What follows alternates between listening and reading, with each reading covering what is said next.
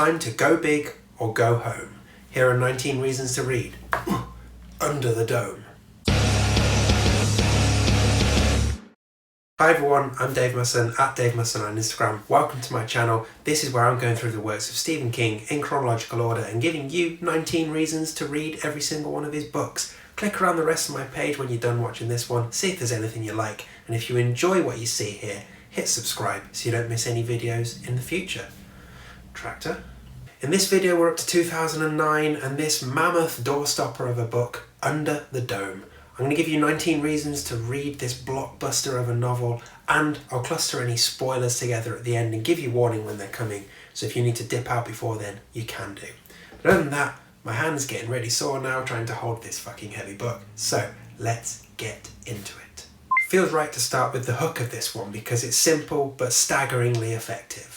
Out of nowhere, the small Maine town of Chester's Mill is cut off from the rest of the world when a mysterious dome drops out of the sky right over the town. Now that's particularly bad news for the little chipmunk that happens to be standing right at the line where the dome drops, and also for the people in a plane having a flying lesson at the time. Now nothing can get in or out from the dome, and well, that's basically the hook. And we spend the rest of the book watching as the town divides and descends into chaos. Now I know what you're thinking, that sounds quite a lot like the Simpsons movie from 2007, right? Quite a few people thought that, and King actually had to do a bit of his own detective work to show that he hadn't ripped off the Simpsons movie. So this book has been knocking around since the 70s. It started life in the 70s as Under the Dome, and he wrote a few pages but didn't really get anywhere with it and eventually lost those pages. Then, fast forward to 1982 when King was working on Creepshow, and he picked it up again, this time called it The Cannibals, and it was more set in an apartment block that got cut off from the rest of the world. Now King actually has made those pages of that manuscript available as a download on his website as part of proving that this stuff was knocking around long before the Simpsons movie. Anyway, the cannibals didn't have legs, they probably ate them, I don't know.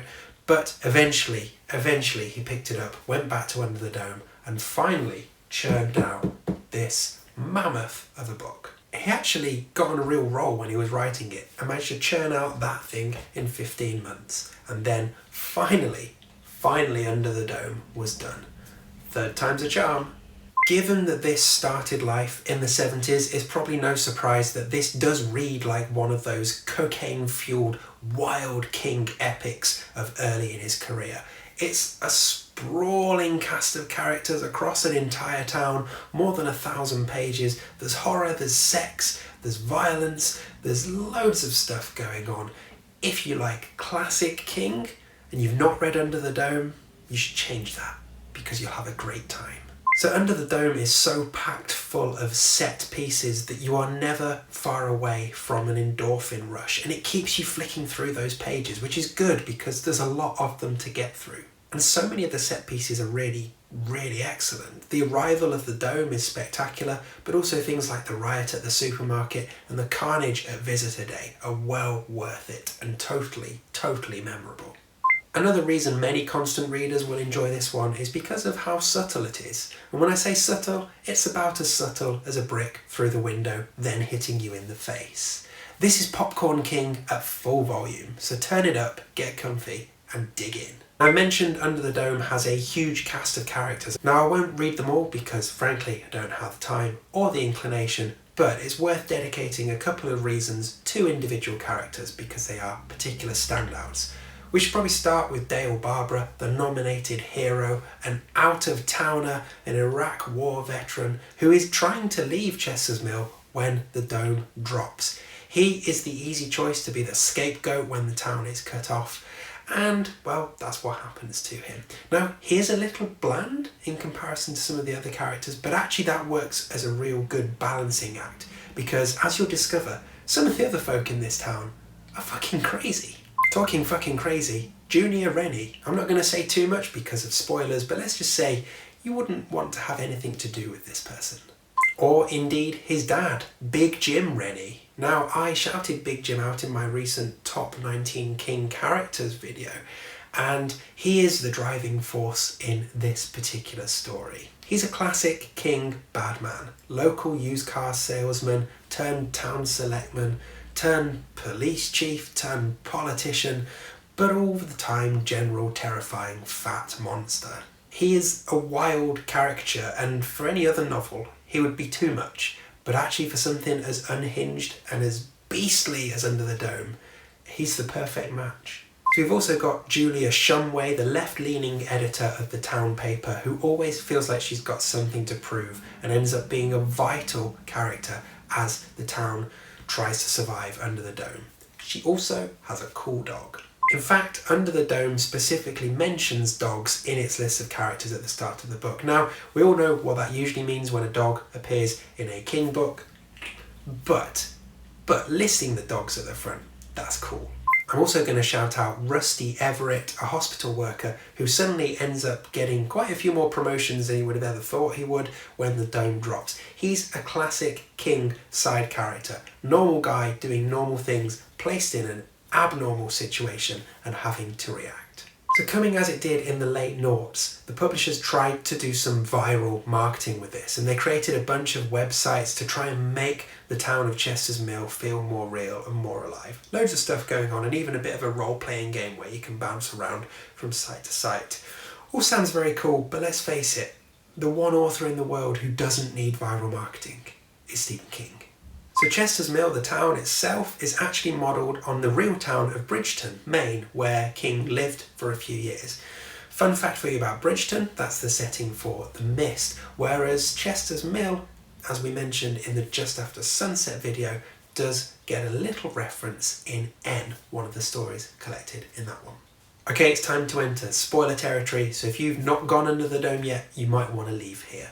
Okay, let's get back to Junior Rennie right away. He is full of the bad gunky, a brain tumour to be precise, which causes him to be somewhat unhinged. Unhinged to the point where he murders his girlfriend, murders her friend, hides the bodies, and then starts having sex with the bodies. All in the first 200 pages of this book. Yeah, he is wild and fucking terrifying. And by wild I mean feral, not wild in any sort of cool way. So the dome causes some weird shit to happen to certain people who get too close to it. Most noticeably, Chief of Police Duke Perkins, whose pacemaker literally explodes out of his chest right at the start of the book. Again, it's so close to the start, such a frantic opening that you kind of need a pacemaker yourself. So there are a bunch of crazy scenes in this one, but one of the ones that really sticks in my mind is when the young, grief-stricken Rory Dinsmore tries to shoot at the dome with a gun, only for the bullet to bounce right back off and go straight through his eye and blind him, eventually killing him as he dies on the operating table. It's so visceral and so harrowing. Now, as we roll towards the end of the book, we learn a subplot of a meth farm that Big Jim is sort of in charge of, has lost control of, and is trying to get back in his grip. He decides to do that by blowing it up when the town's under a dome. Yeah, good idea, Big Jim. So we start this book with a population of around 2,000 people in Chester's Mill.